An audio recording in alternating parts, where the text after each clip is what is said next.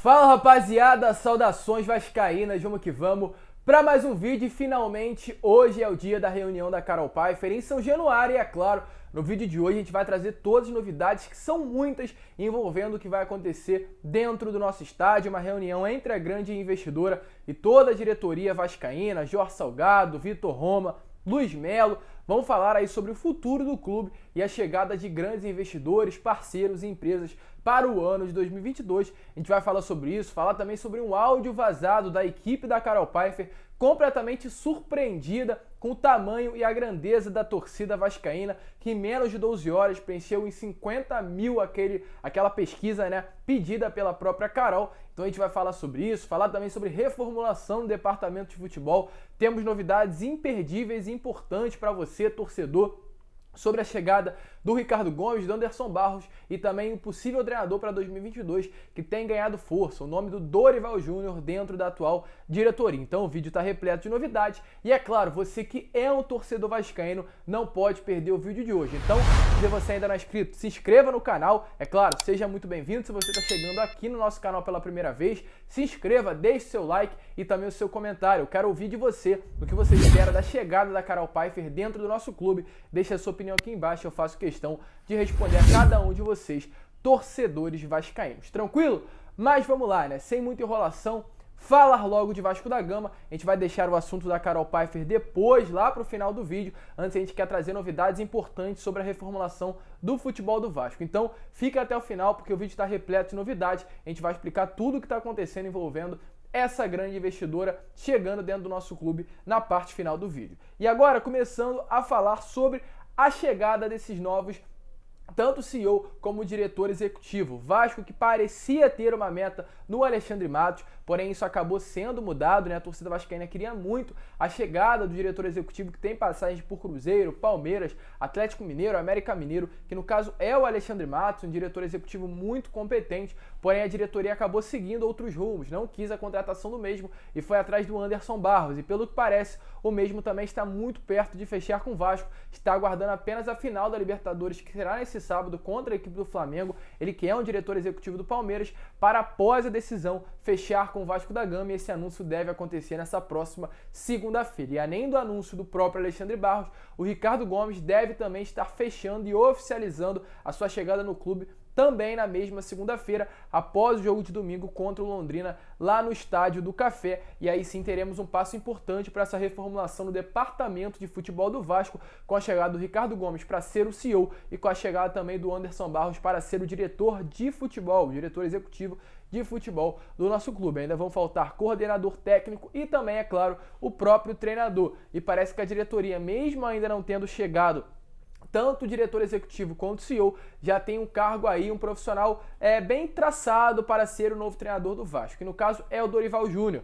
Dorival Júnior que algumas semanas atrás deu uma entrevista no canal Flow Podcast, falando aí sobre treinar o Vasco e disse que não teria nenhum problema em treinar um clube da Série B do Campeonato Brasileiro, porque esse clube é o Vasco da Gama. Então, pode ser sim, parece pelas coisas, pelos rumos que estão sendo tomados dentro dos bastidores de São Januário, que o Dorival Júnior é um alvo muito bom, é um alvo pré-definido e dependendo aí do pensamento tanto do Anderson Barros quanto também do mesmo Ricardo Gomes, o Dorival Júnior pode ser o treinador do Vasco para o ano de 2022, o mesmo treinador que levou o Vasco da Série B quando caiu pela primeira vez lá em 2009 para a Série A em 2010 e marcou história naquele período, sendo campeão a única vez que o Vasco conquistou a segunda divisão do Campeonato Brasileiro. Então parece que os alvos já estão sendo traçados. E agora, falar sobre jogadores, porque é claro, o Vasco vai reformular o departamento de futebol, mas também vai passar por uma limpa o elenco cruz-maltino, se tratando de dois atletas. Primeiro, do Leonardo Matos. Há alguma dúvida sobre a permanência ou a saída do jogador, mas parece que agora está chegando a uma definição.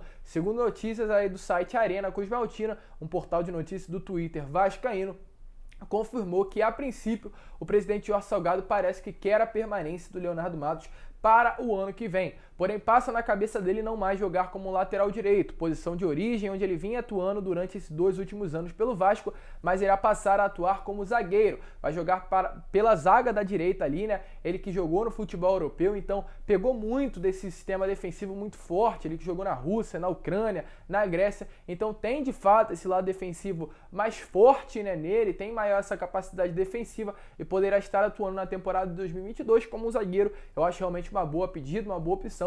Ele que tem de fato um lado defensivo melhor do que um lado ofensivo, então grande probabilidade dele permanecer para a próxima temporada. E se tratando agora de Germancano, o argentino que, segundo notícias, teve procura de 6 clubes nesses últimos dias, sendo um desses 6 um clube da Série A do Campeonato Brasileiro. O José Constanço, agente e empresário do jogador que nesse momento está na Argentina, mas retornará nessa próxima semana para conversar com o Jorge Salgado e definir de vez a situação do Germancano. Ele que tem contrato com o Vasco até o final de 2022, mas tem também o interesse de muitos outros clubes que querem a contratação do atleta. O Vasco ainda tem que pagar a dívida e é isso que infelizmente ainda está travando algum tipo de negociação. O Vasco atualmente tem uma dívida que chega aí a quase 4 milhões de reais com o argentino e o Zé Constâncio deixou bem claro que não vai negociar uma renovação antes de ser paga toda a dívida ao jogador. E após isso, após a primeira dificuldade que será enfrentada pela diretoria, o Vasco vai atrás da renovação com o atleta. Lembrando que ele recebe algo em torno de 400 a 500 mil reais mensais e para que o Vasco renove com ele vai ser necessário diminuir o salário. Então o Vasco, além de pagar a dívida, tem que negociar também a diminuição do salário de Germancano. A chance dele ficar é realmente muito pequena, mas a gente espera que isso venha acontecer, porque ele marcou demais os torcedores vascaínos nesses últimos 2 anos em que vestiu a camisa do Gigante da Colina. E agora, falar sobre Carol Pfeiffer, a grande investidora que em pouco tempo já encantou completamente o coração dos torcedores vascaínos. E agora, na parte da tarde, ela vai estar em São Januário se reunindo com a diretoria cruzmaltina. Ontem, ela que deu aí uma palestra lá no CCBB, o Centro Cultural Banco do Brasil, aqui mesmo no centro do Rio de Janeiro, e falou, né, o que trouxe um vídeo inclusive na parte da noite falando sobre isso. Ela se mostrou completamente impressionada e assustada com o tamanho da torcida vascaína. Falou que não estava acostumada com isso, que realmente se impressionou, que do nada nas redes sociais dela começou a aparecer vários torcedores pedindo Vasco, Vasco, Vasco, e ela não tinha o que fazer que senão ajudar a reestruturar financeiramente o clube. Ela que já assumiu ser uma palmeirense, mas agora disse que é uma questão de honra ajudar o Vasco da Gama a sair desse momento tão ruim que vive financeiramente.